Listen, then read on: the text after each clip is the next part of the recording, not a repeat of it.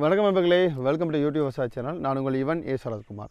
இன்றைக்கி இந்த வீடியோவில் எதை பற்றி தெளிவாக பார்க்க போகிறோம் அப்படின்னு பார்த்தீங்கன்னா, குச்சிவெளி கிழங்குல எல்லோ மைட்ஸ் இன்ஃபெக்ஷன் சொல்லக்கூடிய மஞ்சள் பேனை பற்றி நம்ம பார்க்க போகிறோம். பொதுவாக அது மஞ்சள் பேன் மட்டும் இல்லை, குரூப் ஆஃப் மைட்ஸ் இன்ஃபெக்ஷன் தான் அது வந்து காரணம். ஸோ மஞ்சளில் வரக்கூடிய வெள்ளை வெள்ளையாக வந்து இலைகள்லாம் வந்து மஞ்சள் பழுப்பு நிறத்தில் மாறி போய் ப்ளஸ் வந்து எக்ஸ்ட்ரீமாக வந்து பேன் தொழினால இலைகள்லாம் வந்து கொட்டி போகிறத வந்து நம்மளால் உணர முடியுது. பர்டிகுலராக இது 3 மாதத்துலேருந்து 7 மாதம் இருக்கக்கூடிய அதிகப்படியான குச்சிவெளி கிழங்குல வந்து மரவள்ளி கிழங்குல வந்து அதிகப்படியான பிரச்சனைகள் ஏற்படுத்திட்டு இருக்குது. ஸோ முழுக்க இன்றைக்கி இந்த வீடியோவில் இந்த மஞ்சள் பேனை வரப்படக்கூடிய இந்த பூச்சி நோயை வந்து பூச்சி மேலாண்மை வந்து எப்படி பண்ணுறது, எவ்வளோ அழகாக வந்து வெளியே கொண்டு வந்து பயிரை வந்து மகசூல் நோக்கி திருப்பி விடுறது அப்படின்னு பார்த்தா இந்த வீடியோ நம்ம பார்க்க போகிறோம்.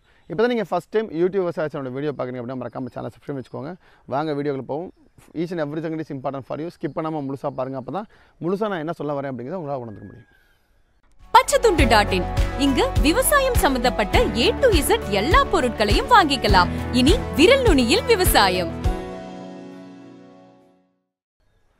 Welcome back to viewers, welcome to YouTube விவசாய சேனல். நான் உங்கள் ஈவன் ஏ சரத்குமார். இன்றைக்கி இந்த வீடியோவில் குச்சிவெளி கிழங்குல வரக்கூடிய இந்த மஞ்சள் தேமல் நோயை பற்றி நம்ம பார்க்க போகிறோம். பொதுவாக மஞ்சள் தேமல் பார்த்திங்க அப்படின்னா இந்த தேமல் நோய் அப்படின்னு விவசாயிகள் அழைக்கப்படக்கூடிய இது வந்து பார்த்திங்கன்னா எல்லோ மைட்ஸ் அப்படிங்கக்கூடிய பூச்சியால் ஏற்படுத்தக்கூடியது. சாருஞ்சு பூச்சிகள் அப்படிங்கிற வரைங்க சக்கிங் பெஸ்ட் அப்படிங்கக்கூடிய கேட்டகரியை சார்ந்த இந்த எல்லோ மைட்ஸ்னால தான் அதிகப்படியான இந்த பிரச்சனை வருது.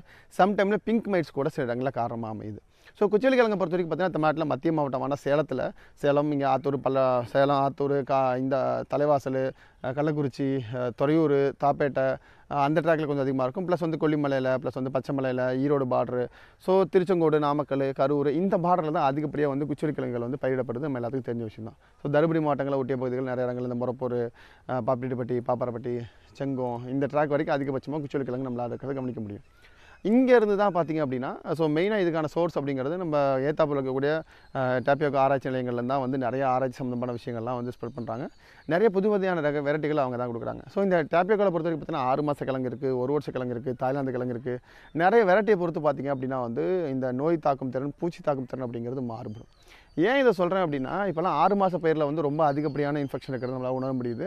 ஈவன் தாய்லாந்து வெரைட்டிலுமே பார்த்திங்கன்னா நிறைய இடங்களில் இந்த மாதிரி பிரச்சனை ரொம்ப அதிகமாக கம்பேர் தான் நாட்டு வெரைட்டியை கம்பேர் பண்ணும்பொழுது இந்த தாய்லாந்து ரகத்தில் இருக்கக்கூடிய வெரைட்டியில் வந்து அதிகமாக இந்த பிரச்சனை இருக்கிறத வந்து என்னால் உணர முடியுது. ஏன் அப்படின்னா, ஸோ ஒரு பிளான்ட் வந்து புதுசாக இந்த லொக்கேஷனுக்கு வரும்பொழுதோ இல்லை டிஃப்ரெண்ட் அட்வர்ஸ் கிளைமேட்டை சந்திக்கும் பொழுதோ ஆட்டோமேட்டிக்காக வந்து பூச்சி தாக்குதல் அப்படிங்கிறது உருவாகும் தான். இந்த எல்லோ மைட்ஸ் இன்ஃபெக்ஷனை பொறுத்த வரைக்கும் நிறைய பேர் வந்து சல்ஃபர் கொடுக்குறாங்க. டெஃபினட்டாக சல்ஃபர் அப்படிங்கிறது கொடுக்கக்கூடாது. ஸோ சல்ஃபர் ஒரு இடத்துக்கு மேலே போகும்போது அந்த பயிரோட ஸ்கார்ச்சிங் ஏற்படுத்தி அந்த பயிரை வந்து தன்மை இழக்க வச்சிடும். ஸோ முடிஞ்ச அளவுக்கு இந்த பயிருக்கு வந்து சல்ஃபர் வந்து உரங்களை மேலே சல்ஃபர் வந்து ஸ்ப்ரே கொடுக்க காட்டிலும் சல்ஃபர்ஸ் அந்த உரங்களை நீங்கள் அடியே கொடுக்கலாம். அமோனியம் சல்ஃபேட்டோ இல்லை அமோனியம் இதுவோ அது மாதிரி நீங்கள் அடியே கொடுக்கலாம். மெக்னீசியம் சல்ஃபேட் கூட நீங்கள் கொடுக்கலாம். மெக்னீசியம் ப்ளஸ் சல்ஃபர் 5 மாதத்துக்கு மேலே உங்கள் பயிர் வந்துருச்சு அப்படின்னா அப்போ நீங்கள் வந்து அமோனியம் சல்ஃபேட் ஒரு மூட்டை, மெக்னீசியம் சல்ஃபேட் ஒரு மூட்டை, கூட வந்து இந்த டெபுகோன்சோ வித் சல்ஃபர் இந்த காம்பினேஷன் நீங்கள் அடியில் கொடுக்கலாம். மேலே ஸ்ப்ரேவை பொறுத்த வரைக்கும் பார்த்தோம் அப்படின்னா இந்த பூச்சியை கண்ட்ரோல் பண்ணுறதுக்கு உங்கள் பிளான்ட்டை வந்து ஓரளவுக்கு நல்லா ஸ்டெம்பாக வச்சுக்க வேண்டிய கட்டாயத்தில் நம்ம இருக்கோம். ஏன் அப்படின்னா ஒரு 5 மாத பயிருக்கு மேலே ஆட்டோமேட்டிக்காக கீழே கிழங்கு விட ஆரம்பிச்சிடும். கிழங்கு விட ஆரம்பிச்சது அப்படின்னா வந்து எந்த அளவுக்கு இலைகள் மூலமாக வந்து உணவுச்சேர்க்கை நடக்குதோ அந்தளவுக்கு தான் வந்து கீழே கிழங்கோட உற்பத்தி, அதோட பெருக்கம், அதோட மகசூல் மேலாண்மை அப்படிங்கிறது இருக்குது. ஸோ இலைகளை ரொம்ப ஜாக்கிரதையாக பார்த்துக்க வேண்டிய கட்டாயம் அப்படிங்கிறது 5 மாதத்தில் மேலே இருக்கக்கூடிய குச்சிவெளி கிழங்கு விவசாயிகளுக்கு ஒரு பெரிய டாஸ்க்கு. ஸோ இந்த மாதிரி டைமில் தான் பார்த்திங்கன்னா மேலே உங்களுக்கு வந்து இந்த எல்லோ மைட்ஸ் இன்ஃபெக்ஷன் வந்துறதுனால இதை கண்ட்ரோல் பண்ணுறதுக்கு என்னென்ன மாதிரி மருந்துக்கு உபயோகப்படுத்தலாம் அப்படிங்கிறத நான் இங்கே சொல்லிக்க ஆசைப்பட்றேன். முதல்ல பார்த்திங்க அப்படின்னா வந்து இது டைமெத்தாக்சோம் இருக்கு இல்லையா, டைமெத்தாக்சோமில் 30% எஃப்எஸ் அப்படின்னு சொல்லி ஒரு மருந்து இருக்கும், எல்லாத்துக்கும் தெரிஞ்ச விஷயம். இந்த 30% எஃப்எஸ் அப்படிங்கக்கூடிய மருந்து 1 லிட்டருக்கு 2 மில்லி. அது கூட பார்த்திங்க அப்படின்னா ஃபிப்ரோனில், நம்ம ரீஜன் டெக்னிக் இருக்கு இல்லையா, இப்போ ரீஜன் வரதில் ரீஜன் டெக்னிக் நிறைய இடங்களில் இருக்கும். ஸோ 1 லிட்டருக்கு 2 மில்லி அது ப்ளஸ் இது கூட வந்து ஒரு அசிபேட் 1 லிட்டருக்கு 3 கிராம் வரைக்கும் சேர்த்துக்கிட்டு நினச்சி அடிச்சிங்க அப்படின்னா நல்ல கண்ட்ரோல் இருக்கும். ஸோ இதோட அட்வான்ஸ் ஸ்டேஜ் போகணும் அப்படின்னு நினச்சிங்கன்னா டைமெத்தாக்சோம் கூட தேவைப்பட்டால் வந்து நீங்கள் மொவெண்டா எனர்ஜி சேர்த்துக்கலாம். மொவெண்டா ஓடி ஒரு மருந்து இருக்கு இல்லையா, அந்த மொவெண்டா ஓடி பேர் கிராப்ஸ் நிறுவனத்தை சேர்ந்து அது வந்து லிட்டருக்கு 1 மில்லி சேர்த்துக்கலாம். இந்த டைமெத்தாக்சோம் வந்து பார்த்திங்கன்னா லிட்டருக்கு 2 மில்லி வரைக்கும் சேர்த்து இதை அடிச்சிங்கன்னா நல்ல கண்ட்ரோல் இருக்கும். ஸோ மெஜாரிட்டி இதை அடித்தாலே போதுமானது. நிறைய பேர் புதுசாக வந்து நீங்கள் சில பேர் ஒபேரான் போவாங்க, சில வந்து மிட்டிகேட் போவாங்க. அந்தளவுக்கு எக்ஸ்ட்ரீமாக நீங்கள் டீப்த்தாக நீங்கள் போனீங்கன்னா திருப்பி வந்து நீங்கள் அடிக்க வேண்டிய கட்டாயத்தை தரப்படுவீங்க. ஸோ பேசிக் மாலிகுலர் பேஸ் பண்ணியே நீங்கள் கொடுக்கறது மூலமாக தான் வந்து, ஏன்னா வருடாந்திர பயிர் இது ஒரு 30 நாள் பயிர் 90 நாள் பயிர் அப்படின்னா பிரச்சனையே கிடையாது. வருஷ பயிர் அப்படிங்கிறதுனால இந்த தடவை ஒரு டோஸ் கொடுத்துட்டிங்கன்னா அடுத்த தடவை அதை விட ஹெவி டோஸ் தான் கொடுக்க வேண்டிய கட்டாயத்தை தள்ளப்படுவோம். ஸோ 3 மாதம் 5 மாதத்துக்குள்ளே இந்த எல்லோ மைட்ஸ் இன்ஃபெக்ஷன் வருதுங்கிற பட்சத்தில் ஓரளவுக்கு மைல்டு டோஸஸே போகிறதுங்கிறது பெஸ்ட்டு. சில ஒபேரான் டேரக்டாக அடிக்கிறாங்க, சில வந்து பார்த்திங்கன்னா இந்த ப்ரொப்பர்கேட்டில் நிறைய டைப் சிம்பா இண்டோஃபில் பார்த்திங்க அப்படின்னா சீஸ் மைட் அப்படி ஒரு மருந்து இருக்குது, அது நிறைய பேர் கொடுக்குறாங்க. ஸோ நீங்கள் கொடுக்கலாம், ஆனால் காம்பினேஷன்ஸ் மைல்டு. அப்போ நீங்கள் சீஸ் மைட்லாம் போகும்போது டேரெக்டாக சீஸ் மைட் மட்டும் கொடுத்தா போதுமானது. அதை விட வேறு ஏதாவது ஹெவி டோஸ் கூட சேர்த்துக்கும் பொழுது பார்த்திங்கன்னா பிளான்ட் ஆட்டோமேட்டிக்காக ஸ்டெரலாக வாய்ப்பு இருக்கும். ஸோ முடிஞ்ச அளவுக்கு மைல்டு டோஸான மருந்துகள் கொடுக்கறது மூலமாக கண்ட்ரோல் பண்ணிட முடியும். நான் முதல்ல சொன்ன மாதிரி ஃபிப்ரோனில் தாமத்தசோம் இது ஒரு செட்டு, தாமத்தசோம் ப்ளஸ் வந்து இந்த இது பேயரோட மவுண்டா ஓடி இது ஒரு செட்டு, தேவைப்பட்டால் பேயர் மவுண்டா ஓடி 1 மில்லி, ஃபிப்ரோனில் 1 மில்லி, தாமத்தசோம் ஒரு மில்லி. ஸோ இந்த மாதிரி கலந்து இந்த 3லேயே வந்து மெஜாரிட்டி ஆஃப் த மருந்துகளை வந்து கண்ட்ரோல் பண்ணிட முடியும்.